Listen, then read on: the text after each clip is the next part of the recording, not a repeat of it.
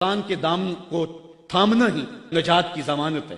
امام ترمذی نے حضرت علی المرتضیٰ سے حدیث تخریج کی ہے کہ حضور قرب قیامت کے تذکروں سے لوگوں کو آگاہ کر رہے تھے، تو عرض کی حضور پھر اس دور میں بچنے کی صورت کیا؟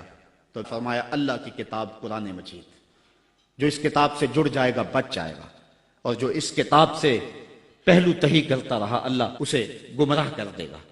یہ وہ پاکیزہ کتاب ہے جو روشنیوں کا منبع ہے۔ قرآن مجید کے 5 حق ہیں، اس پہ الگ بحث کی جا سکتی ہے، لیکن میں ایک بات آپ کے سامنے رکھنا چاہتا ہوں بڑے درد دل کے ساتھ، کہ کیا ہم نے قرآن مجید کے حقوق کو پہچانا؟ آج ہم قرآن مجید کے ساتھ جو اس کتاب ہدایت کا تقاضا تھا کیا ہم نے پورا کیا؟ یہ بات درست ہے کہ گھر میں قرآن ہوگا تو برکتیں اتریں گی، اس بات کا بھی کوئی انکار نہیں کرتا۔ مکان بنایا، فیکٹری بنائی ہے، دکان بنائی ہے، تو بچوں کو بلا کے قرآن مجید کی تلاوت کروا لیں، برکت ہوگی۔ میں اس کا انکار بھی نہیں کرتا کہ مرنے والے کی روح کو اصالہ ثواب کریں گے تو اس کی قبر میں نور اترے گا۔ یہ بات بھی درست ہے کہ قرآن کے نور کے مقابلے میں کوئی ناری مخلوق نہیں ٹھہر سکتی، اس کے الفاظ کا دم کریں تو شفا نصیب ہوگی۔ لیکن مجھے بتاؤ، کیا قرآن مجید کے نزول کا مقصد یہ تھا؟ آپ کے شہر اقبال میں ہوں، آؤ اقبال سے پوچھ لیتے ہیں، بڑی خوبصورت بات کر گیا۔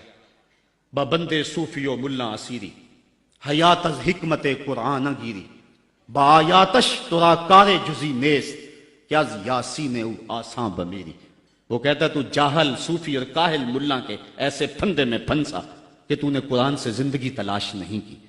قرآن کی آیتوں سے تجھے صرف اتنا ہی کام رہ گیا کہ جب تیرے بوڑھے کی روح اٹک گئی تو سورہ یاسین لے کے بیٹھ گیا تاکہ اس کی روح آسانی سے نکلے۔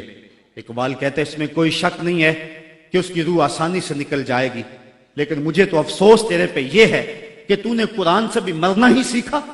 جس قرآن سے تو نے مرنا سیکھا، کاش اس قرآن سے تو نے جینا بھی سیکھ لیا ہوتا۔ اس کا ایک ایک حرف زندگی بخش ہے، اس کا ایک ایک لفظ نور بانٹتا ہے، حیات آفری ہیں اس کی آیتیں، اور یہ کتاب برکت ہی نہیں، کتاب ہدایت بھی ہے، یہ کتاب رحمت لوگوں کو زندگیاں دیتی ہے، حیات بخش ہے یہ کتاب۔ اس سے وابستگی اختیار کرنے والا زندگی کا حسن پا جاتا ہے۔ لیکن تو نے اس قرآن سے بھی مرنا ہی سیکھا، اور تو نے اس کو بس اسی مقصد کے لیے قرآن کو پڑھا۔